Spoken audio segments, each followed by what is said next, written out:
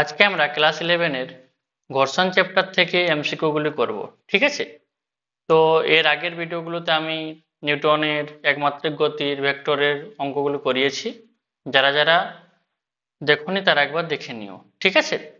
আমি আজকে friction chapter থেকে করাবো। তাহলে দেখো, প্রথম কোশ্চেন কি বলা হয়েছে যে পেডেল করে সাইকেলের বেগ বাড়ালে দুটি চাকার অপর ভূমি দ্বারা প্রযুক্ত স্থিতি ঘর্ষণ বলের অভিমুখ কি হবে। দেখো, এগুলো একটু থিওরির মতো কোশ্চেন, ঠিক আছে?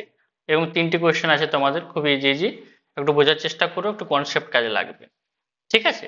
তাহলে কি বলা হয়েছে যে পেডেল করে সাইকেলের বেগ বাড়ালে চাকা দুটির ওপর ভূমি দ্বারা প্রযুক্ত স্থিতি ঘর্ষণ বলের অভিমুখ কি হবে। তারা পেডেল করে বাড়ানো হয়েছে, তো তোমাদের একটা জিনিস এখানে লক্ষ্য করা দরকার যে পিছনের চাকা শুধুমাত্র এই যে গিয়ার দ্বারা যুক্ত থাকে, ঠিক আছে? পেডেল যখন আমরা দিই তখন পিছনের চাকাটির উপর বল ক্রিয়া হয়, ঠিক আছে? যার ফলে কি হয়, সামনের চাকা এগোয়, ঠিক? তাহলে যখন আমরা পেডেল দিব তখন কি হবে বলতো, যে পেছনের চাকা এদিকে একটি বল প্রয়োগ করছে। দেখো, এদিক থেকে এদিকে যখন আমরা পেডেলটি মারছি তখন কি হয়, যে পেছনের চাকা একটি বল প্রয়োগ করছে পিছন দিকে। আমরা জানি যে প্রযুক্ত বল যেদিকে ক্রিয়া করবে, ঘর্ষণ বল কি হবে, তার অপোজিট দিকে ক্রিয়া করবে। তাহলে প্রযুক্ত বল এদিকে ক্রিয়া করছে, যার জন্য ঘর্ষণ বল কোন দিকে ক্রিয়া করবে, আগের দিকে, ঠিক আছে? তাহলে দেখো, আমাদের অপশন কোনটা হতে পারে। তাহলে অপশন আমাদের হতে পারে, এক তো এটা হতে পারে পিছনের চাকা সামনের দিকে, এটা হতে পারে না। না, পিছনের চাকা তো সামনের দিকে সেমি আছে, তাহলে এটা হতে পারে না। তাহলে আমাদের এখন এটা হতে পারে, আর এটা হতে পারে না, ঠিক আছে? তাহলে দেখো, এবার আমরা যদি সামনের চাকা বের করি তাহলে আমাদের কনক্লুশনে চলে আসবো আমরা, ঠিক আছে? তাহলে মনে করো কি বললাম, যে এই যে চাকা পিছনের দিকে একটি বল প্রয়োগ করছে, তাই সামনের দিকে এক বল প্রয়োগ করবে কে, ঘর্ষণ বল, ঠিক? এরপর পিছনের চাকা যখন গিয়ার বক্স দ্বারা যুক্ত আছে তখন সে পিছন দিকে বল প্রয়োগ করছে, তো এর তো আর কোনো চেন দ্বারা যুক্ত নেই, তাই এ কি হচ্ছে, এই যে যখন চাকাটি চলছে তখন এ কি হচ্ছে, এর উপর একটু পুশ করছে, একে ঠেলছে সামনের চাকাকে। যখন আমরা পেডেল দিই তখন কি হয়, এই চাকাটি চলার কারণে এটি কি হচ্ছে, একে একটু পুশ করছে, ঠেলছে। তো যখন তাকে ঠেলা হবে তখন ঘর্ষণ বল তার অপোজিট দিকে কাজ করবে, তাহলে সামনের চাকাও কি হবে, পিছন দিকে ঘর্ষণ বল কাজ করবে। তাহলে কোনটা অপশন হচ্ছে আমাদের, যে সামনের চাকা পিছনের দিকে আর পিছনের চাকা সামনের দিকে, ঠিক আছে? তাহলে এটি অপশন হচ্ছে আমাদের, তাহলে পিছনের চাকা সামনের দিকে আর সামনের চাকা পিছনের দিকে, ঠিক? তাহলে তারপরে কোশ্চেন দেখো, কি বলা হয়েছে, বাইরে থেকে ঠেলে কোনো সাইকেলের বেগ বাড়ালে দুটি চাকার উপর ভূমি দ্বারা প্রযুক্ত স্থিতি ঘর্ষণ বলের মান কি হবে। দেখো, এটি আরো অনেকটা ইজি। এখন আমরা কি করছি, পেডেল দিচ্ছি না, এখন আমরা ঠেলে এখন নিয়ে যাচ্ছি।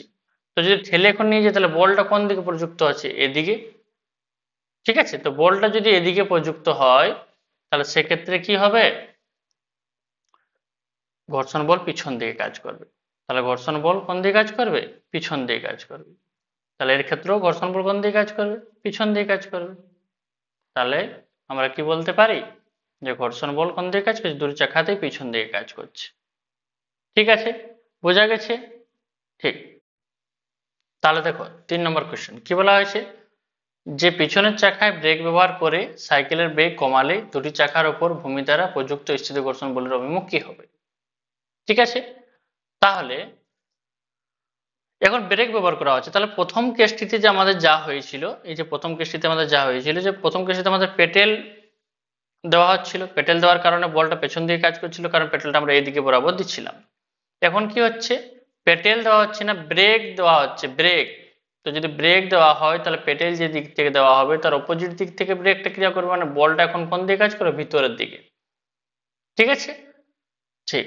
তাহলে আমরা কি বলতে পারি, যে এখানে বলটা কোন দিকে কাজ করছে, ভিতরের দিকে, অপোজিট, মানে প্রথম কেসটিতে যা হয়েছিল তার অপোজিট হবে এই কেসটিতে, যেহেতু ব্রেক যদি ব্যবহার করি আমরা, তাহলে ঘর্ষণ বল কোন দিকে কাজ করবে, পিছনের দিকে। তেমনি সেম আমাদের কি হচ্ছিল, যে এই চাকাটি একে পুশ করছিল, এদিকে বল প্রয়োগ করছিল, যখন ব্রেক দেওয়ার ফলে বলটি কোন দিকে কাজ করবে, এদিকে। তো ব্রেক দেওয়ার ফলে যখন বলটি কোন দিকে কাজ করছে, এদিকে, তাহলে ঘর্ষণ বল কোন দিকে কাজ করবে? ঘর্ষণ বল আগের দিকে কাজ করবে, তবে তো ব্রেক নেবে, অপোজিট হবে পুরোপুরি। ঠিক আছে, তাহলে আমাদের কি হয়েছে যে পিছনের চাকা পেছনের দিকে আর সামনের চাকা সামনের দিকে। ঠিক আছে, তাহলে আমাদের কি হবে? সামনের চাকা সামনের দিকে আর পিছনের চাকা পিছনের দিকে। তাহলে অপশন হয়ে গেল আমার কি? বি। ঠিক আছে, তাহলে তারপরে দেখো কি বলা হয়েছে, 0.1 কেজি ভরের একটি ব্লকের ওপর অনুভূমিক দিকে 5 নিউটন বল প্রয়োগ করে ব্লকটিকে একটি দেওয়ালের গায়ে চেপে ধরে রাখা হয়েছে। ঠিক আছে, তাহলে প্রথমে কি বলা হয়েছে যে 0.1 কেজি ভরের একটি ব্লককে, তাহলে এই যে ব্লকটি, ঠিক আছে, এই ব্লকটির ভর কত? 0.1 কেজি। ঠিক আছে, অনুভূমিক দিকে 5 নিউটন বল প্রয়োগ করে দেওয়ালের গায়ে চেপে ধরা হয়েছে। তাহলে যে বলটা প্রয়োগ করা হয়েছে সেই বলটা কত প্রয়োগ করা হয়েছে? সেই বলটা প্রয়োগ করা হয়েছে কত? 5 নিউটন। ঠিক আছে, তাহলে এর এর মধ্যে কত নিউটন বল প্রয়োগ করা হয়েছে? 5 নিউটন। ঠিক আছে, এরপর কি বলা হয়েছে? চেপে ধরা হয়েছে ব্লক ও দেওয়ালের মধ্যে ঘর্ষণ গুণাঙ্ক 0.5। ঠিক আছে, তার মানে আমরা এখানে জেনে গেলাম কি, যে মিউ সমান কত হচ্ছে? ঘর্ষণ গুণাঙ্ক, ঘর্ষণ গুণাঙ্ক মিউ সমান কত? 0.5। ঠিক, আর এফ সমান দেওয়া আছে আমার কত? 5 নিউটন। তাই আমরা বলতে পারি কি এন সমান 5 নিউটন। কেন বলতে পারি? কারণ দেখো, আমরা জানি যে লম্ব বল সব সময় কি হয়, যেদিকে বল প্রয়োগ করা হয় তার অপোজিট দিকে কাজ করে। ঠিক আছে, যেমন মনে করো কোন সবসময় লম্ব বল কেমন ভাবে থাকে? তলের সঙ্গে লম্ব থাকে। লম্ব বল সবসময় তলের সঙ্গে লম্ব থাকবে। মনে করো একটি তলের মতো, তাহলে হচ্ছে কি একটি ব্লগের মতো, তার নিচের দিকে কাজ করছে কত? এমজি। তার লম্ব বল কাজ করবে কোন দিকে? উপরের দিকে।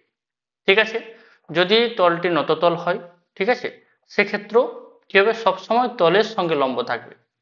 তো এখনো কি থাকবে? সে তলের সঙ্গে লম্ব, এদিকে বল প্রয়োগ করা হয়েছে, তাহলে তলও একে বল প্রয়োগ করবে কোন দিকে? তার অপোজিট দিকে। ঠিক আছে, সবসময় তলের সঙ্গে লম্ব হবে। তাই লম্ব বল কোনটি হচ্ছে আমাদের? লম্ব বল হচ্ছে আমাদের এটি, এন। ঠিক আছে, তাহলে এন সমান কত? 5 নিউটন। ঠিক আছে, তাহলে লম্ব বল আমরা পেয়ে গেলাম।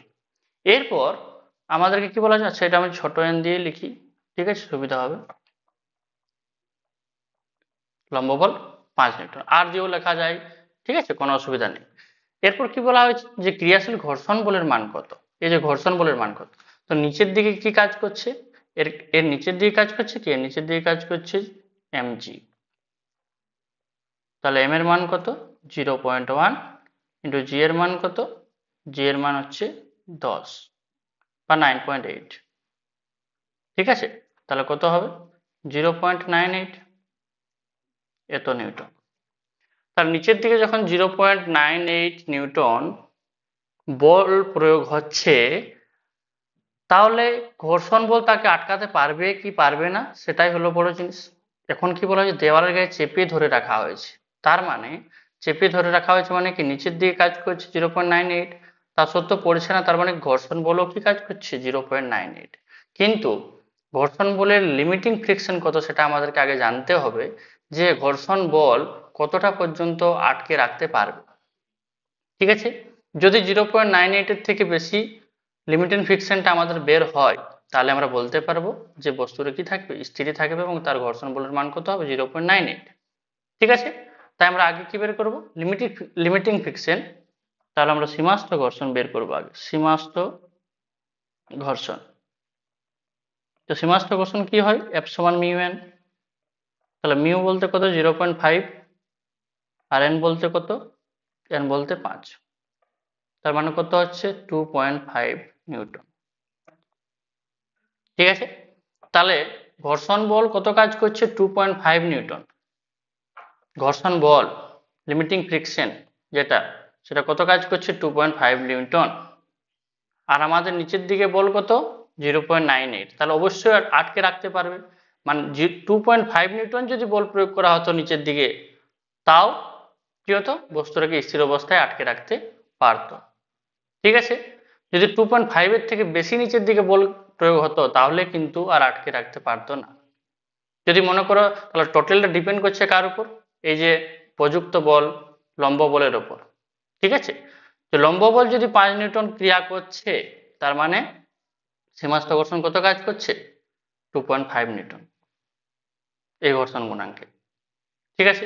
যদি আমি এখানে আলাদা দিই, যদি আমি এখানে 2 নিউটন বল প্রয়োগ করি, ঠিক আছে, তাহলে 2 নিউটন বল প্রয়োগ করলে কি হবে, 0.5 ইন্টু কত হয়ে যাবে, 2, ঠিক আছে, বুঝতে পেরেছো।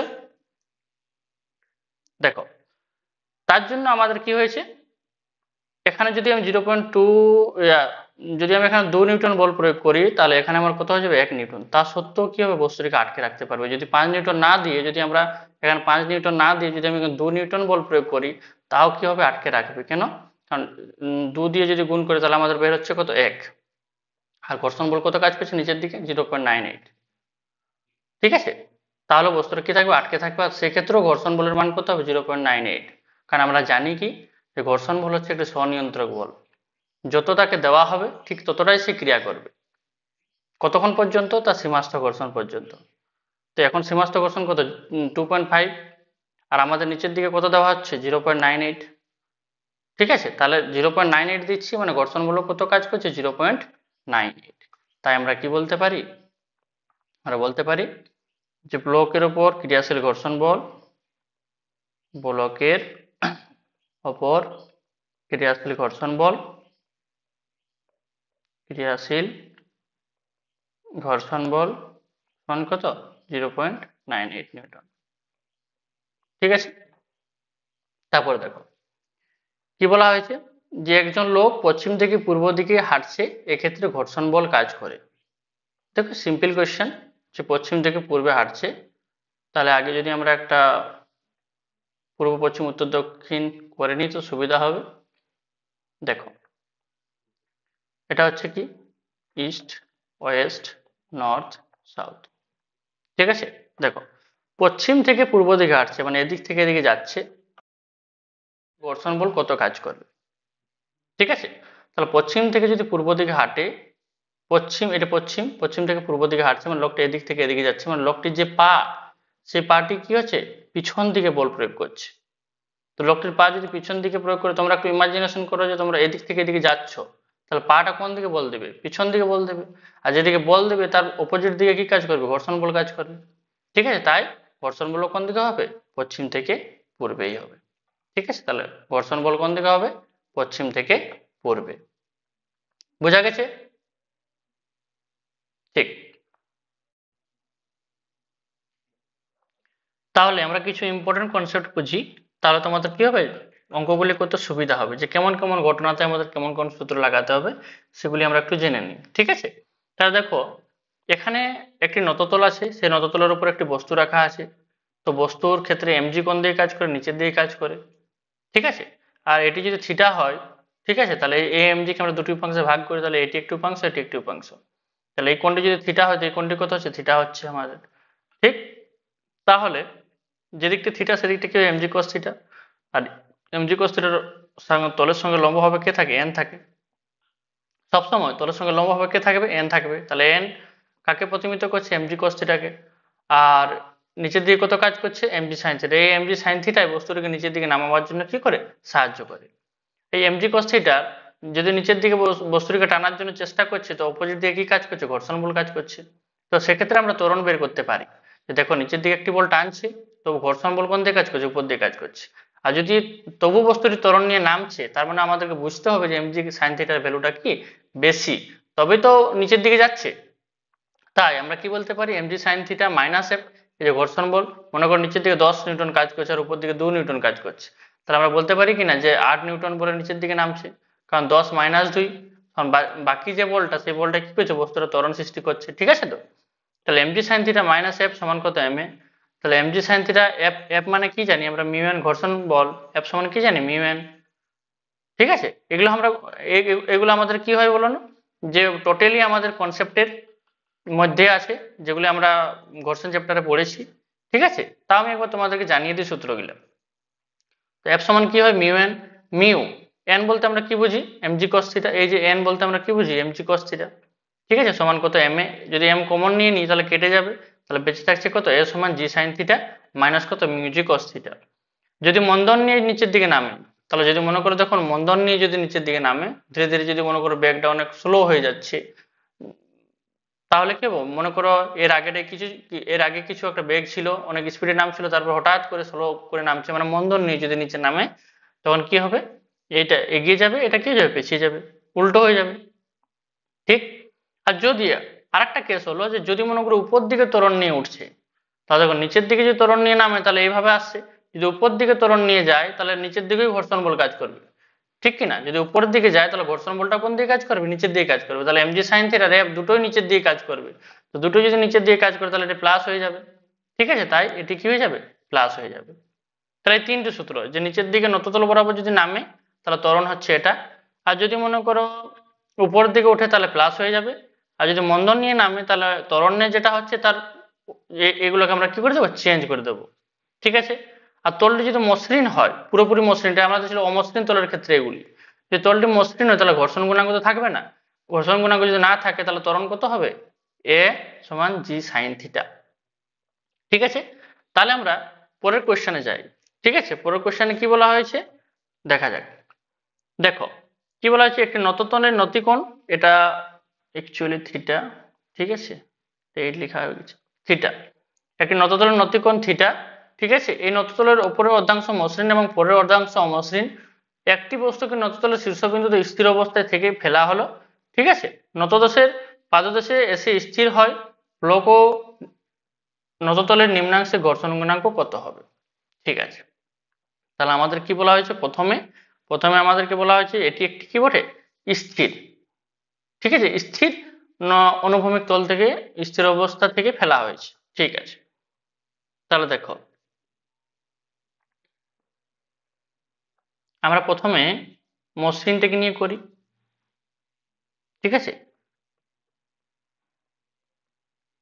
তাহলে এই যে ব্লকটি মসৃণ যদি নামে নিচের দিকে, তাহলে ঠিক আছে, এই ঘর্ষণ, তাহলে এর ঘর্ষণ তো থাকছে না, তাই এখানে এ সমান কি হবে, আমাদের জি সাইন থিটা হবে, ঠিক আছে? তাহলে আমরা বসাই সূত্র ভি স্কোয়ার সমান কত হবে, U square plus two S, যেহেতু ত্বরণ নিয়ে নামছে, ঠিক আছে, কারণ নিচের দিকে তোর বাধা দেওয়ার কেউ নেই, তাই ত্বরণ নিয়ে নামছে, ঠিক।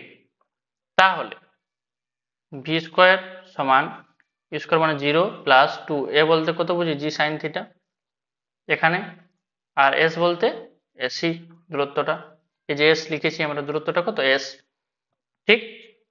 তাহলে ভি স্কোয়ার সমান, তাহলে ভি স্কোয়ার সমান 2gs সাইন থিটা, আচ্ছা এস এস দুটো একসাথে দেখাবে তাই আমরা লিখে নিচ্ছি সাইন থিটা ইন্টু কত এস, ঠিক আছে?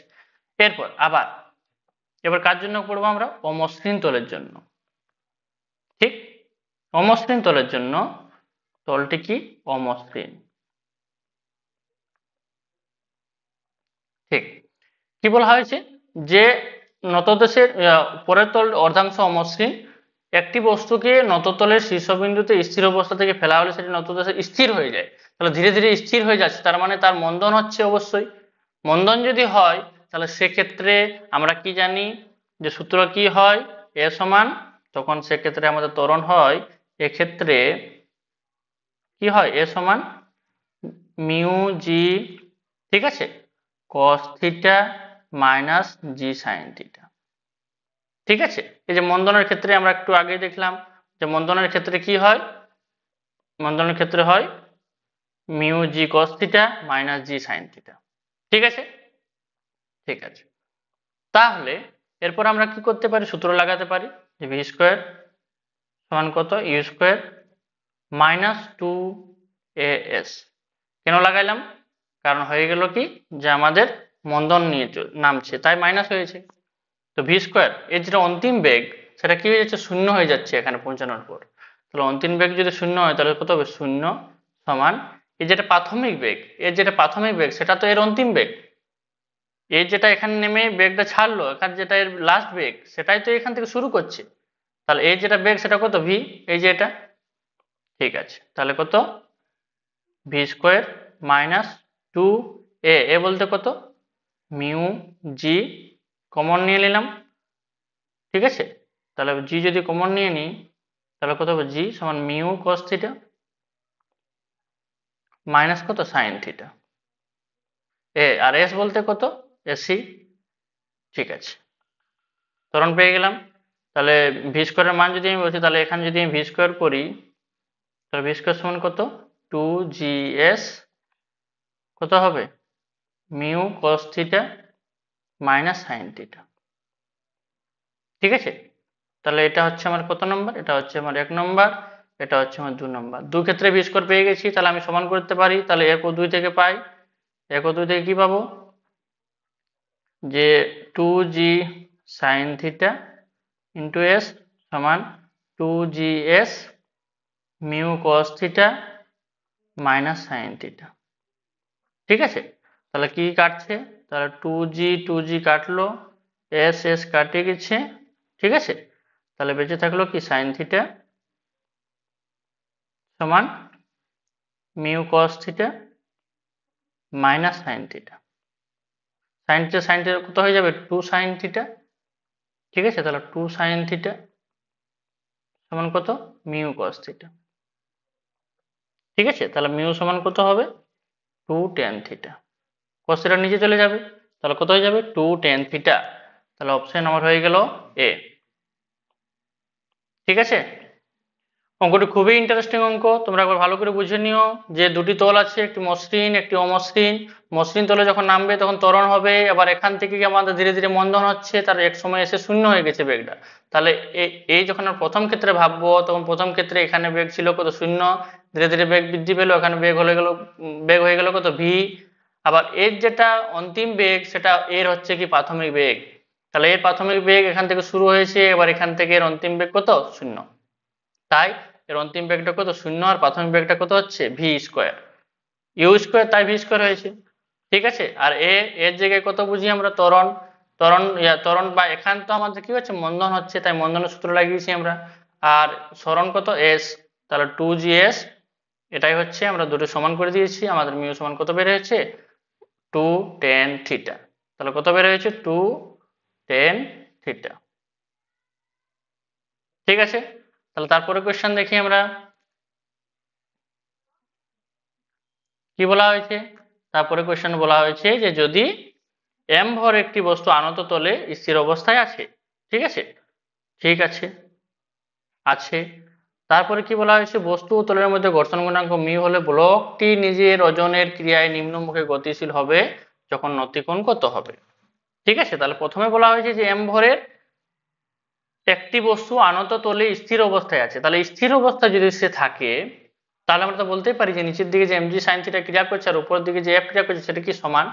তাহলে আমরা বলতেই পারি এখানে যে স্থির অবস্থায়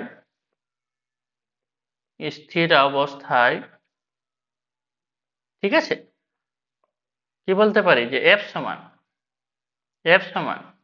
এমজি সাইন থিটা। ঠিক আছে, তাহলে এফ এর মান কত মিউ এন, এন বলতে কত বুঝি এমজি কস থিটা।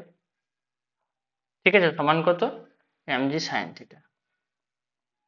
ঠিক আছে, তাহলে নিম্নমুখী গতিশীল হবে।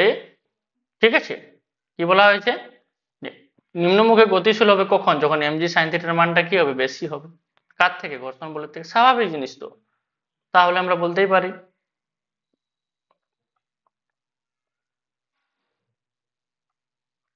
নিম্নমুখে গতিশীল হবে যখন, কন্ডিশন কি, কন্ডিশন হয়ে যাবে এমজি সাইন থিটা। ঠিক আছে, গ্রেটার দেন কত হবে এফ। ঠিক আছে, তাহলে MG sine theta greater than mu MG cos theta. কেন হলো এফ সমান মিউ এন, আর এন বলতে তো আমরা বুঝি, এখানে আমি ভুল আছে, এটা এমজি নয় এটা এন। ঠিক আছে, তাহলে এন সমান কত এমজি কস থিটা। ঠিক, তাহলে এমজি এমজি কেটে গেল, এমজি এমজি কেটে গেল, তাহলে sine theta by cos theta, তাহলে কত হবে tan theta greater than mu. ঠিক আছে, তাহলে theta greater than tan inverse mu. ঠিক আছে, তাহলে থিটা গ্রেটার দেন কত হয়ে গেছে টেন ইনভার্স মিউ।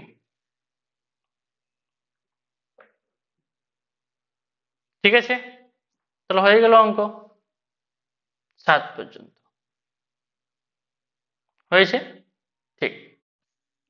তাহলে দেখো 8 নম্বর কোশ্চেন কি বলা হয়েছে, যে দুটি একই রকমের বস্তু এ এবং বি একই প্রকৃতির ও উচ্চতার দুটি নততল বরাবর নিচের দিকে গড়িয়ে পড়ে। ঠিক আছে, তাহলে দুটি একই রকমের বস্তু, তাহলে দুটি একই রকম বস্তু, প্রকৃতিটা একই। ঠিক আছে, তার মানে দুটি হচ্ছে এম ভরের, আর উচ্চতা সেম, দুজনের উচ্চতা কত এইচ, নিচের দিকে গড়িয়ে পড়ছে। আর নতিকোণ দেওয়া আছে কত 30 ডিগ্রি আর 60 ডিগ্রি। তাহলে একটি দেওয়া আছে কত 60 ডিগ্রি, একটা দেওয়া আছে কত 30 ডিগ্রি। নততল বরাবর কে বলছে আগে পৌঁছাবে, মানে এ নততল আগে পৌঁছাবে না বি পৌঁছাবে না দুজন সমান পৌঁছাবে, সেটা আমাদেরকে বের করতে হবে। তাহলে সময়ের ব্যাপার আসছে এখানে। ঠিক আছে, তাহলে আমরা দুই ক্ষেত্রে বের করব, একবার এর ক্ষেত্রে বের করব, একবার বি বস্তুর ক্ষেত্রে বের করব এবং এ বস্তুর ক্ষেত্রে বের করব। ঠিক আছে, তাহলে আমরা প্রথমে এ বস্তুর ক্ষেত্রে বের করি। তো যখন আমরা এ বস্তুর ক্ষেত্রে বের করব, তো এ বস্তু, ঠিক আছে, তাহলে এ বস্তুর ক্ষেত্রে কি জানি আমরা, এস সমান ইউটি প্লাস 1/2 এটি স্কোয়ার, নর্মাল সূত্র এটি। এবার যখন নিচের দিকে নামছে, ঠিক আছে, তাহলে আমরা প্রথমে এ বস্তুর ক্ষেত্রে দূরত্ব কত এডি, এ থেকে ডি, তো দেখো এখান থেকে এখানে নামলো মানে এ থেকে ডি নামছে সরণটা, তাহলে এডি প্রাথমিক বেগ তো 0 আর হাফ এটি স্কোয়ার, এ জি বলতে কত জি সাইন থিটা, এ বলতে কত জি সাইন থিটা, ত্বরণটা যেহেতু কিছু বলার নেই আর অ্যাঙ্গেলে আছে তাই জি সাইন থিটা হয়েছে, টি স্কোয়ার মানে টি এ তার হোল স্কোয়ার, টি এ তার স্কোয়ার। ঠিক আছে, এ বিন্দুর জন্য আমরা বের করছি, ইয়া এ বস্তুর ক্ষেত্রে তাই টি এ দিলাম যে এর সময়। ঠিক আছে, তাহলে এডি সমান কত হবে 1/2 জি সাইন থিটা। ঠিক আছে, টি এ স্কোয়ার। এবার যদি আমরা বের করি বি বস্তুর ক্ষেত্রে, বি বস্তুর ক্ষেত্রে তাহলে কি হবে, এস সমান ইউটি প্লাস কত 1/2 এটি স্কোয়ার। ঠিক আছে, তাহলে এস সমান কত হয়ে যাবে এসি, কারণ এই পদটা বি বস্তুর ক্ষেত্রে সমান কত 0, সমান কত হবে 1/2 জি সাইন, বি বস্তু কত ডিগ্রি অ্যাঙ্গেল আছে 60 ডিগ্রি অ্যাঙ্গেলে আছে, আর বি স্কোয়ার সময়টা কত টিবি। এখানেও আমরা মানটা বসিয়ে দিই, তাহলে তাহলে আমরা মানটা বসিয়ে দিই, তো 30 ডিগ্রি করে দিই। ঠিক আছে, তাহলে এটাও কত হয়ে যাবে 30 ডিগ্রি। ঠিক আছে, তাহলে আমরা এটাও বলতে পারি এখানে যে AB by AD by AC সমান, দেখো এটা আমি নাম দিলাম 1 নম্বর, এটার নাম দিলাম 2 নম্বর। তাহলে 1 এবং 2 1 ভাজিত যদি 2 করি আমি, 1 ভাজিত 2 করি তাহলে কি হবে, দেখো AD by AC, AD by AC সমান কি হবে, যে হাফ হাফ কেটে যাবে, দেখো এই যে হাফ হাফ কেটে যাবে, জি জি কেটে যাবে, তাহলে sine 30 degree by sine 60 degree, তাহলে সাইন 30 ডিগ্রি বাই কত সাইন 60 ডিগ্রি। ঠিক আছে, into T A square by কত টিবি স্কোয়ার। ঠিক আছে, এটা হচ্ছে আমার একটা। ঠিক আছে, 3 নম্বর নাম দিলাম। এরপরে আমরা নর্মালি বার করব যে আমাদের যদি এটি একটি ত্রিভুজ হয়, তো এই ত্রিভুজের ক্ষেত্রে এটি লম্ব এটি অতিভুজ, তাহলে আমরা এসির মান পেয়ে যাব। আর তেমনি যদি এই ত্রিভুজের ক্ষেত্রে আমরা ভাবি তাহলে এটি লম্ব এটি অতিভুজ, তাহলে আমরা কার মান পেয়ে যাব, এডির মান পেয়ে যাব। ঠিক আছে, তাহলে এবিসি ত্রিভুজের ক্ষেত্রে প্রথমে দেখি আমরা, তাহলে কার ক্ষেত্রে দেখবো, এবিসির ক্ষেত্রে যদি আমরা দেখি তাহলে সাইন কত 30 ডিগ্রি সমান সাইন 30 ডিগ্রি, সরি এবিসি এ বিসি সাইন 60 ডিগ্রি। ঠিক আছে, সাইন 60 ডিগ্রির ক্ষেত্রে যদি আমরা দেখি তাহলে কত হবে এইচ বাই এসি, তাহলে কি হয়ে গেল, এসি সমান হয়ে গেল কত এইচ বাই সাইন 60 ডিগ্রি। ঠিক আছে, তারপর কোন ত্রিভুজের ক্ষেত্রে, এ বি ডি এর ক্ষেত্রে, এ বি ডি এর ক্ষেত্রে যদি দেখি তাহলে কত হবে সাইন 30 ডিগ্রি। ঠিক আছে, তাহলে সাইন 30 ডিগ্রি সমান কত হবে এইচ বাই এডি। ঠিক আছে, তাহলে এডি সমান কত হবে এইচ বাই সাইন 30 ডিগ্রি হয়েছে। তাহলে আমরা যদি করি এডি বাই এসি করি এখানেও, তাহলে আমাদের কত হবে H by sine 30 degree, h by sine 30 degree by কত হবে h বাই সাইন 60 ডিগ্রি। ঠিক আছে, তাহলে আমাদের কি বের হয়ে যাবে? তাহলে আমাদের বের হয়ে যাবে sine 60 degree by sine 30 degree. কার মান? AD by AC. তাহলে দেখো এডি বাই এসির মান আমরা পেয়ে গেছি। এবার আমরা যদি এখানে এডি বাই এসির মানটা বসিয়ে দিই, এখানে যদি এডি বাই এসির মানটা বসিয়ে দিই, তাহলে আমাদের সময়টা পেয়ে যাবো আমরা। ঠিক আছে, তাহলে এডি বাই এসি 3 নম্বর সমীকরণ মান বসিয়ে পাই। তাহলে 3 নম্বর সমীকরণে মান বসিয়ে পাই। ঠিক, 3 নম্বর সমীকরণে মান বসিয়ে পাই। ঠিক আছে, কি পাবো? যে এডি বাই এসির মান কত? Sine 60 degree by sine 30 degree. ঠিক আছে, সমান মানটা বসালাম, এই যে এখানে এডি বাই এসির মানটা বসিয়ে দিয়েছি, বাই সাইন 30 বাই 60 সমান সাইন 30 ডিগ্রি বাই কত? Sine 60 degree. ঠিক আছে, into T A square by কত? TB square. ঠিক আছে, তাহলে আমার কি বের হয়ে যাবে এখান থেকে? T A square by TB square সমান sine 60 degree by sine 30 degree.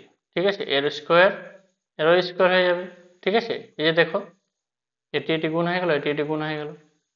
ঠিক আছে, এরপর T A square by TB square সমান কত হবে? Sine 60 degree root 3/2। ঠিক আছে, তাহলে কত হবে? Root 3/2 by 1/2। ঠিক আছে, তাহলে স্কোয়ার স্কোয়ার হেঁটে গেল দুদিকেই, তাহলে কত হবে? টি এ বাই টিবি সমান কত হবে? রুট 3। তাহলে টি এ সমান কত হবে? Root 3 into TB. ঠিক আছে, তাহলে আমার কোন মানটা বের হলো? টি এ সমান কত? Root 3 into TB. তাহলে এর মানটা হচ্ছে রুট 3 গুণ কার থেকে? টিবির থেকে। ঠিক আছে, রুট 3 গুণ হচ্ছে কার থেকে? টিবির থেকে। তাহলে আমরা বলতেই পারি যে কে আগে পৌঁছাচ্ছে, কার সময় বেশি লাগছে? এর সময় বেশি লাগছে।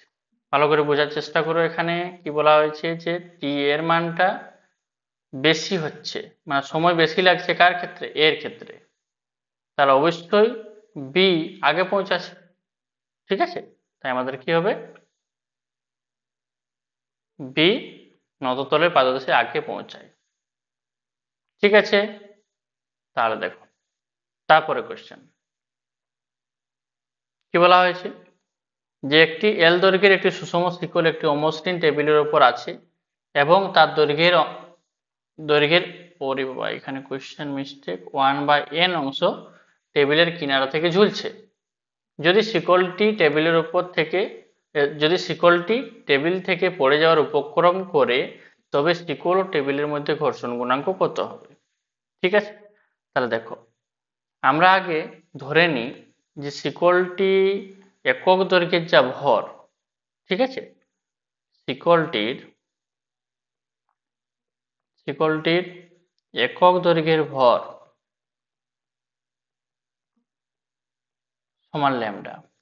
ঠিক আছে, এই যে শিকলটি সুষম শিকল, ঠিক আছে, তাই কি হবে? প্রত্যেকটি অংশের ভর কি হবে? সমান হবে। তো একক দৈর্ঘ্যের ভর মানে এই অংশের প্রত্যেকটি পার, মনে করো পার একক দৈর্ঘ্যের জন্য ভর কি হবে? ল্যামডা। তাহলে আমাদের করতে কি হবে? সুবিধা হবে। তাহলে নিচের দিকে যদি আমাদের কি হয়, এল অংশ ঝুলে থাকে, L/n অংশ, এই যে L/n অংশ ঝুলে থাকে যদি নিচের দিকে, ঠিক আছে, তাহলে এর ক্ষেত্রে ভর কত হবে? তাহলে এর ক্ষেত্রে ভর হবে তোমার m সমান হবে L/n ইন্টু ল্যামডা। একক দৈর্ঘ্যের ভর কত? ল্যামডা। আর টোটাল দৈর্ঘ্য কত আছে? L/n অংশ, তাহলে ভর কত হবে? L/n into lambda. তাহলে আমি এখানে বলতে পারি যে নিচের দিকে যে mg কাজ করে আমাদের, সে mgটা কত? তাহলে নিচের দিকে এমজি কাজ করে, সেই এমজি সমান কত, এল বাই এন, ঠিক আছে, ল্যামডা ইন্টু জি, ঠিক আছে। আচ্ছা, এরপর এখানে যেটা ভর, সেই ভরটা কত হচ্ছে আমাদের, এই দৈর্ঘ্যটা কত হচ্ছে, দেখো যদি নিচের দিকে এল বাই এন অংশ ঝুলে থাকে, তাহলে অবশ্যই যে উপরের দিকে থাকবে তার ভরটা কত হবে, তার ভরটা হবে এল মাইনাস এল বাই এন, তাহলে এল মাইনাস এল বাই এন, ঠিক আছে। আর এখানে যেহেতু আমার দৈর্ঘ্যটা ছোট এল দ্বারা চিহ্নিত আছে, তাই আমি কি করব, এটাকে ছোট এল দিয়ে কনভার্ট করে দিই, ঠিক আছে। হুম। এরপর কি করতে হবে, দেখো তাহলে এর ভর কত হবে, তাহলে আমি এর ভরও বলে দিই, তাহলে এর ভরটাকে আমি এম ড্যাশ দিয়ে লিখছি, তাহলে এম ড্যাশ সমান কত হবে, এল মাইনাস এল বাই এন, ঠিক আছে, ইন্টু ল্যামডা,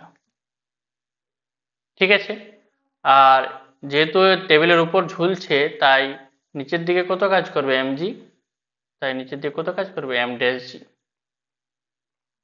ঠিক আছে, ঠিক।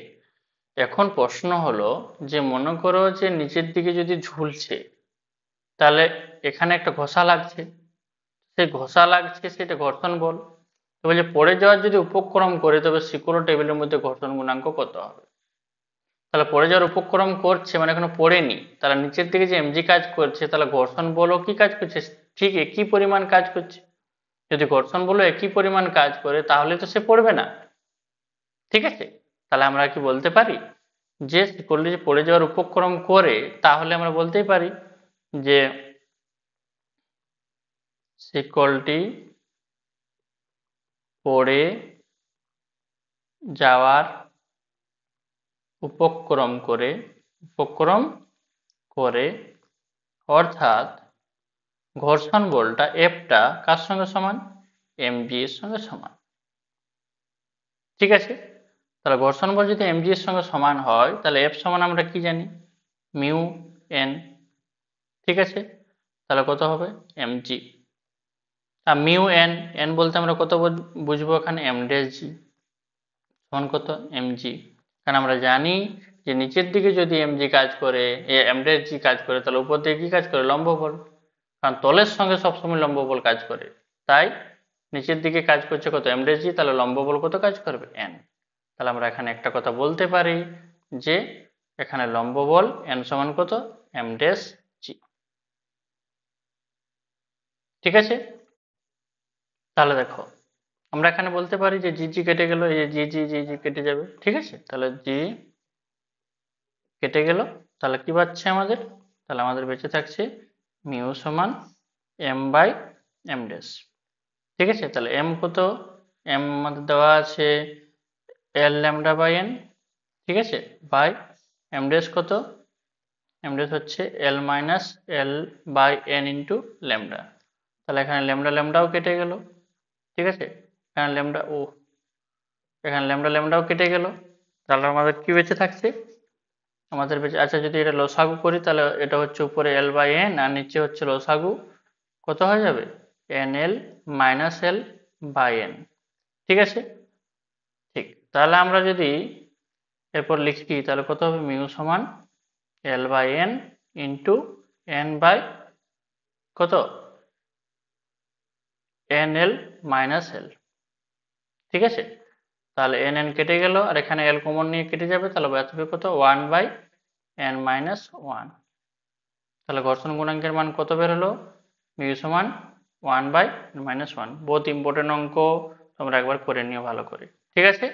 তা দেখো প্রথমে আমাদের মেন কাজ কি, আমাদের মেন কাজ হলো যে প্রথমে যেটা ঝুলে আছে, কত ঝুলে আছে, এল বাই এন অংশ ঝুলে আছে, বলা আছে যে একের এন অংশ, তো পুরা দৈর্ঘ্য যদি এল হয় আমাদের, তাহলে একের এন অংশ ঝুলে থাকে মানে কত, এল বাই এন অংশ ঝুলে থাকা, ঠিক আছে। আর নিচের দিকে যদি এত অংশ ঝুলে আছে, তাহলে ভরটা কত, ভরটা হচ্ছে একক দৈর্ঘ্যের ভর, যদি ল্যামডা হয় তাহলে এত অংশের ভর কত হবে, L by N into lambda হবে, তাহলে ভর তো জানি আমরা ইন্টু জি হয়, তাহলে ইন্টু জি করলাম।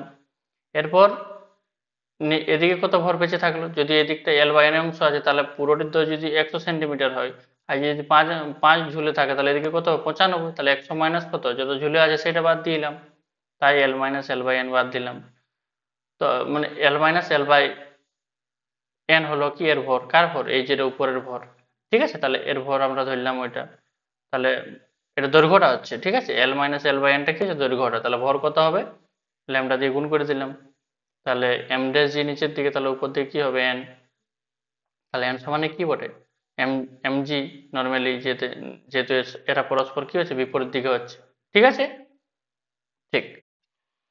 তাহলে দেখো 10 নম্বর কোয়েশ্চেন কি বলা হয়েছে, যে ঘর্ষণ 1/√3 গুণাঙ্ক হলে, ঠিক আছে, তার ব্যাসার্ধের একটি অমসৃণ ফাঁপা গোলকের ভিতরে একটি বস্তুকণা যে উচ্চতায় উঠে স্থির থাকতে পারে তা হলো।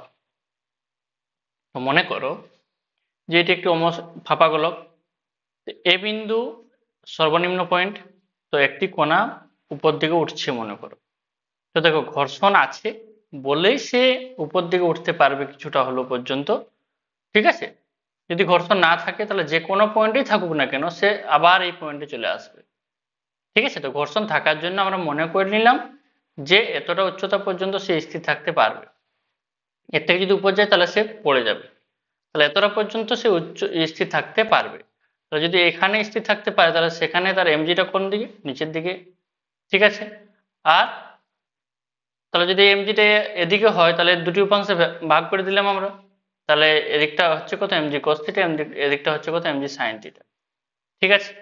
এবার কেন এদিকটা এমজি কস থিটা হলো, কারণ যেহেতু এদিকটা থিটা, এদিকটা থিটা কেন হলো, কারণ দেখো এটি সোজা লাইন হচ্ছে, আর এই কোণটি যদি আমাদের থিটা হয়, ঠিক আছে, তাহলে এই কোণটিও আমাদের কত হবে, থিটাই হবে, ঠিক আছে, তাই দেখো এই কোণটি যদি আমাদের থিটা হয় তাহলে সোজা সোজা তো আসছে এদের সমান্তরাল লাইন, তাহলে এটিও কত থিটাই হবে, তাহলে এমজির এই কোণটি কত এমজি কস থিটা, এই কোণটি কত যে এমজি সাইন থিটা, ঠিক আছে।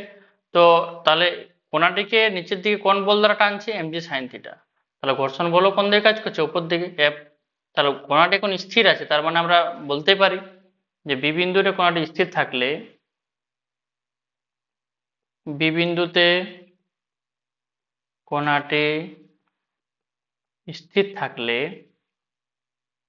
থাকলে আমরা কি বলতে পারি যে এফ সমান এমজি সাইন থিটা, ঠিক আছে, ঠিক আছে, তাহলে এফ সমান কি মিউ এন, আর এন মানে কত এমজি কস থিটা, তাহলে মিউ এমজি কস থিটা সমান কত এমজি সাইন থিটা, ঠিক আছে, কারণ আমরা জানি যে মিউ সমান কি কত হয়, এফ সমান কত হয় মিউ এন, ঠিক আছে, আর এন মানে তো আমরা এমজি তলের উপর লম্ব, তলের উপর লম্ব কত, এটি তল, তো তো তলের উপর লম্ব এটি হচ্ছে, তাহলে এটি এমজি কস থিটা মানে এটি হচ্ছে এন, ঠিক আছে, তাহলে মিউ সমান কত হবে টেন থিটা, আর মিউর মান দেওয়া আছে কত 1/√3, এই যে মিউর মান ঘর্ষণ গুণাঙ্কের মান দেওয়া আছে 1/√3, তাহলে থিটা সমান কত হবে 30 ডিগ্রি, ঠিক আছে, তাহলে আমরা একটা জিনিস পেয়ে গেলাম থিটা সমান কত 30 ডিগ্রি, ঠিক।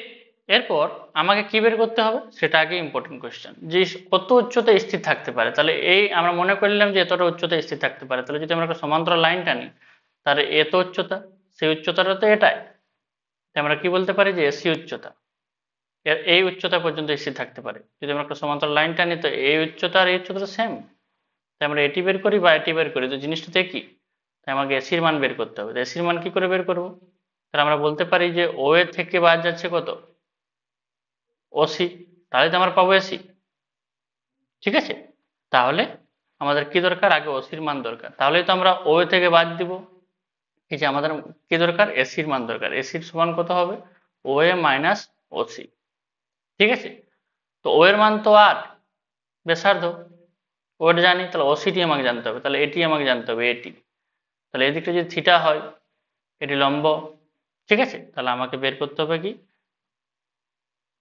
আবার, ঠিক আছে, cos থিটা বের করতে হবে, ঠিক আছে, তাহলে cos থিটা সমান কি কার্লি ব্রাউন হেয়ার, ভূমি বাই অতিভুজ, তাহলে ভূমি কোনটা হচ্ছে, ভূমি হচ্ছে আমাদের এটা, অতিভুজ হচ্ছে ওবি, ঠিক আছে, তাহলে ভূমি কত ওসি বাই কত ওবি, তাহলে ওসি সমান, ওসি যেহেতু বের করতে হবে আমাকে, তাহলে ওসি সমান কত ওবি ইন্টু কস থিটা, তাহলে ওবি ইন্টু কস থিটা ঠিক আছে, তাহলে অসি সমান কত হবে, অবি মানে আর, এই যে এটি যদি ব্যাসার্ধ হয় তো স্বাভাবিক এটিও ব্যাসার্ধ, ঠিক আছে, তাহলে আর কস কত 30 ডিগ্রি, তাহলে অসি সমান কত হবে √3 আর বাই কত 2, তাহলে √3 আর বাই 2 হচ্ছে আমার কি অসি সমান। তাহলে আমরা এরপর বের করতে পারি যে এসি সমান কত, যেহেতু আমাকে এসি উচ্চতা বের করতে বলা হয়েছে, এসি আমরা ধরে নিচ্ছি যে এই উচ্চতা, তাহলে কত হবে এসি সমান ওএ মাইনাস ওসি, তাহলে ওএ কত, ওএ হচ্ছে আর মাইনাস ওসি মানে কত √3 আর বাই কত 2, ঠিক আছে, তাহলে আর কমন নিলে কত হবে 1 মাইনাস √3/2, ঠিক। তাহলে আমি যদি ক্যালকুলেশনে যাই, ঠিক আছে, তাহলে কত বারে হয়ে যাবে আমার, যে এইচ সমান আর 2 মাইনাস √3/2, ঠিক আছে, এটা ক্যালকুলেশন করার পর আমাদের কত বের হবে, তাহলে 2 মাইনাস √3/2, ঠিক আছে, তাহলে এটা বের হচ্ছে আমাদের 0.134 ইন্টু আর, ঠিক আছে, তাহলে এই যে মান বের হচ্ছে কত 0.134 ইন্টু আর, ঠিক আছে। তা দেখো অঙ্কটি খুবই ইম্পর্টেন্ট অঙ্ক, তোমরা একবার ভালো করে করবে, ঠিক আছে। তাহলে তোমাদের 10 পর্যন্ত করানো হয়ে গেছে, ঠিক। ভিডিওটি ভালো লাগলে তোমরা অবশ্যই চ্যানেলটিকে সাবস্ক্রাইব করে দেবে, ঠিক আছে। আর যত বন্ধু আছে তোমাদের, তোমরা কি করবে সেটিকে শেয়ার একটু করে দিও, ঠিক আছে। Thank you.